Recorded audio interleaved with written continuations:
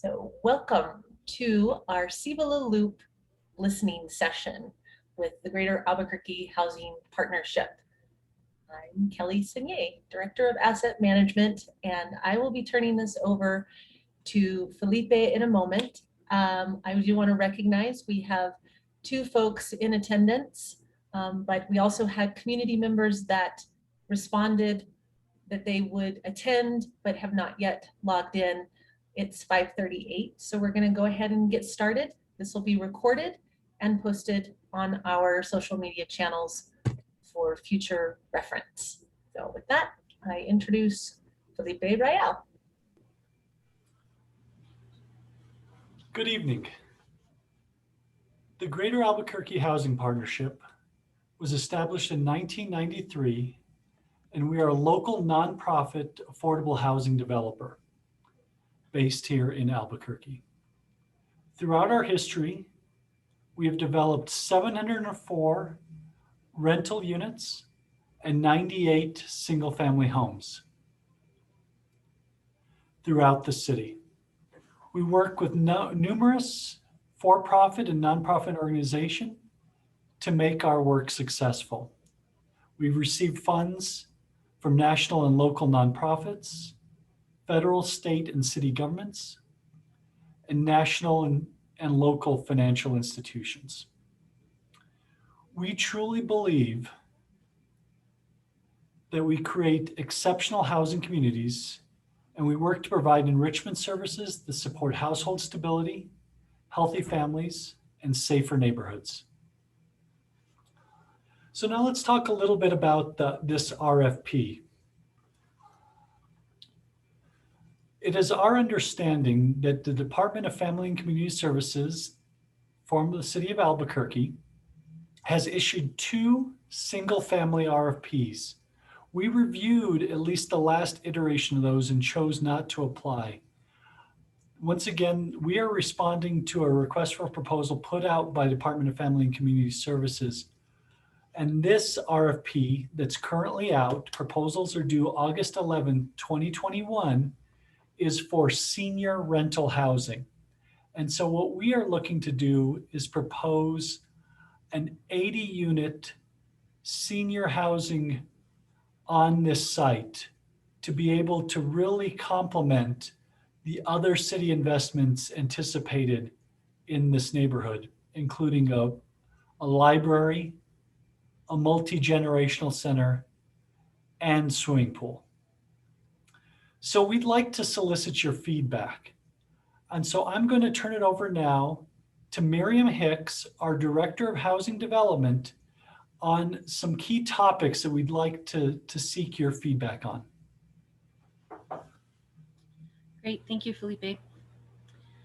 So with this RFP and part of this listening session, we're showing on the screen now a graphic of a master plan that was done by Kelsen Craig and Consensus Planning a few years ago, showing what the city had planned for the other pieces of the Cibola Loop area. This shows the proposed library, multi-generational center, and proposed pool location. And those are the areas that Felipe was referencing for city-owned land. The city also owns this portion for senior living. It's a pie-shaped piece that's in the upper right-hand corner. And this parcel needs to work well with these other components that have been planned. And as far as we know that the multi-generational center has had funds to go into design, but we don't know much more about it than that. But we are hoping to get feedback as to the feel, the look, how we can improve traffic flow in this area given this anticipated design, what neighbors like and don't like about some of the buildings that have been planned in this area, in order to respond with a thoughtful design that is appropriate and well placed in this community. So with these 2 plans on the screen, the second with the blue and red and green lines is the long range planning of the traffic, the road layout through through Immercog, Mr. Cog, and the Metropolitan, I don't know the Immercog name. But you can see there's no changes to the Cibola Loop planned in terms of road widening or becoming a larger road. It's planned to be a smaller scale residential road, and that's what we would like to get your feedback on, is how do we maintain that scale of neighborhood with our design. At least would like to hear your thoughts on all of that. And then too, with this, if we go back to the multi-generational center master plan, the Cibola Loop entrance that's to the west, that's flanked by both the substation, the police substation, command center, and the fire station. There's a particular architecture associated with those two buildings.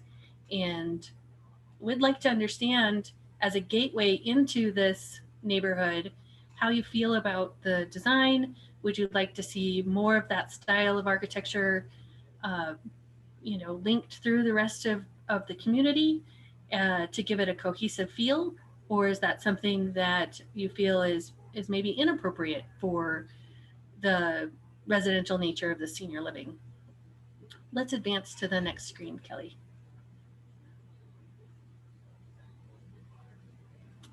Going to neighborhood environment. So this is what I'm speaking to in terms of the look. The upper left-hand corner picture is of the command center, and the lower left-hand corner is of the fire station. And there's a look with the gray colors and the white canopies. It's really beautiful and well done. What we're wondering, is this a gateway that is then setting that context, or is there something else that you would like to see? The images on the right, the upper right is looking at the site itself in its native vegetation along Cibola Loop North, and then the photograph to the lower right is of the existing sidewalk and roadway as it curves around from that west drive towards the northeast. And we have noticed that there's a path well worn on the left-hand side of the street where people have been using it to exercise and walk their dogs, and maybe there's less use of the sidewalk that is on the right-hand side of the drive. We'd like to understand why would one be used more so than the other? Is there a feel, or is there a temperature issue? What is it that makes one side more appealing than the other? And how can we bring that, whatever is being determined as a success, how can we bring that into our design if possible? What is it that you like or don't like about driving along this roadway? We'll be providing a link to a survey, and we'd like to get your feedback into that survey of just what is it that you're experiencing along this roadway as we plan our entrance location into the senior housing community, as we plan sidewalk and trail space and landscaping. What are the types of features that would enhance use, enhance living an active lifestyle for people to use this community and be a part of this greater area, and make sure that we're not taking away an amenity that is that well-worn path on the undeveloped side. We'd like to understand all of the appeals of the neighborhood environment. And then going into the feel and design, the feel and look of the senior housing. These are some images of some of our other properties and a couple of unit plans that we have in design right now, where if we work from, in this case, from the upper right, that is our Quattro senior housing.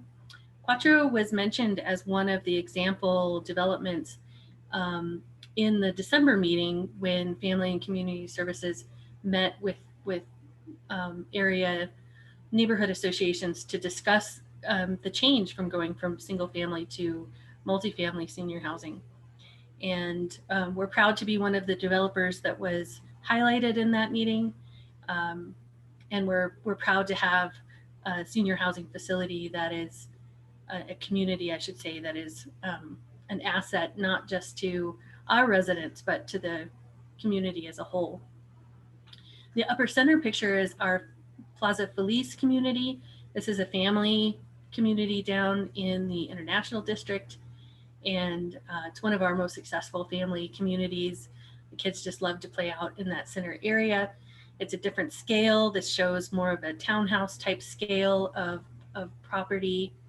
All of these are multifamily rental properties here in Albuquerque. That is where our expertise is, and that's where we are. We work in Albuquerque, and that is it. The two floor plans to the upper left are floor plans that are going into our Luminaria senior community, which is under construction right now near Eubank and Central. And the rendering below it are provided by Decker Parrott Shabatini, the architect for Luminaria senior community. The lower center is our Plaza Ciudadana family community, which is near Broadway and I-40. And then Casa Feliz in the lower right corner is a sister property to Plaza Feliz and is also a family community property in the International District. That image is of the leasing office and community center, and it is a successful community. We use that community space all the time. In fact, we had a health fair today with vaccine clinic for kids and teenagers. So these are some of the images we have from our developments here in Albuquerque, and we'd like to get your thoughts. What do you like? What are some of the features that might work well along Cibola Loop? Are there particular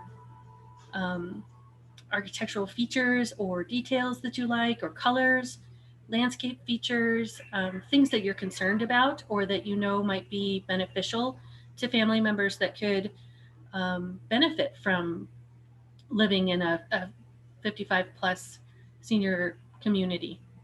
So thank you so much for giving us your thoughts. We will take all of those comments and give them back to our design team, and we will be presenting a design concept based on a lot of the comments that we hear from you through the survey. We appreciate it, and let's look at timeline next. One moment, Miriam. Sure.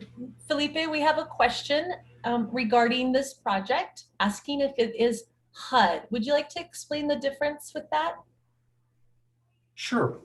I saw that, and we'll also answer the third part of Megan's question when we get to the timeline.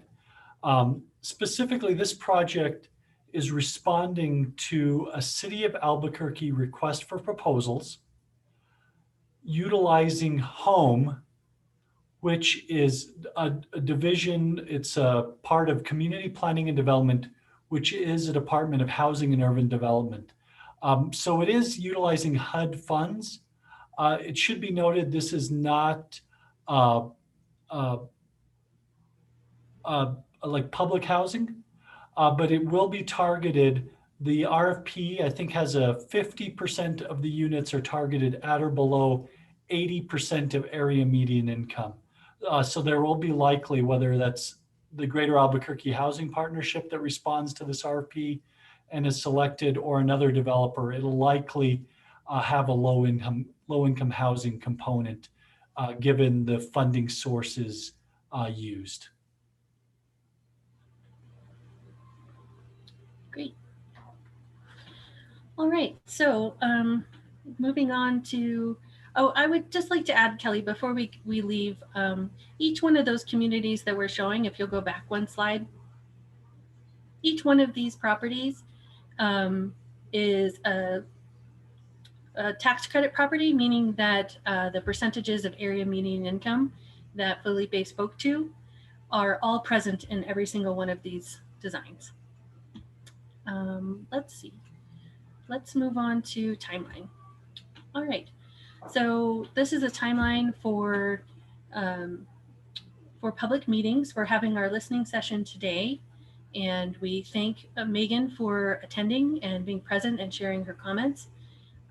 We would like to get more comments as people watched this streamed on our social media channels.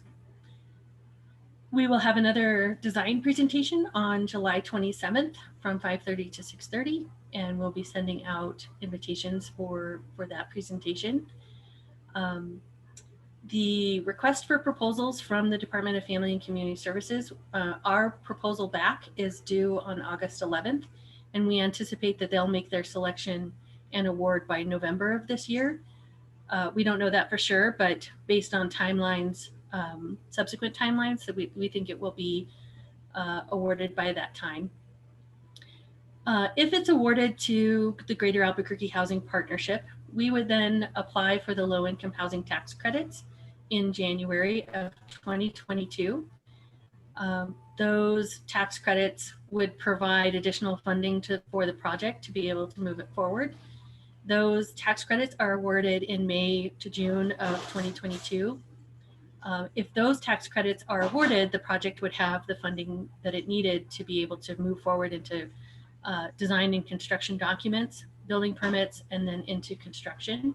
So we would anticipate that the design and construction documents would be produced from June to September of 2022, and that it would be submitted for building permit in September with a building permit to be pulled by a contractor by December 1st of 2022. Construction would likely start in January of 2023, and the project would be substantially complete and starting to lease by March of 2024. Sorry. All right, and that's a look at the overall timeline of this project. Now, depending on which developer is selected through the RFP, if they're going through a tax credit process, this is a similar timeline for project development. There was a question, Miriam, from Megan on additional feedback, not just feedback to the Greater Albuquerque Housing Partnership. On the City of Albuquerque, we'll post a link to it. They are accepting questions and comments on the RFP itself via a bonfire system. That's the system that the city is using to solicit feedback and answer questions. And so we can provide that also in the recap, and we'll make sure you get that, Megan, and anyone else who is interested. Once again, we're the Greater Albuquerque Housing Partnership, a local nonprofit that's responding to an open City of Albuquerque RFP that has designated this site. It's zoned residential ML, so it will have a residential component. And then they're also looking to put senior housing on the site. So we'd like to thank everyone for attending this evening and taking time out of your busy day. And we look forward to your feedback, how we can make this the best project within the parameters laid out within the request for proposals by the City of Albuquerque. Once again, we are the Greater Albuquerque Housing Partnership. You can feel free to learn more about us at our website at www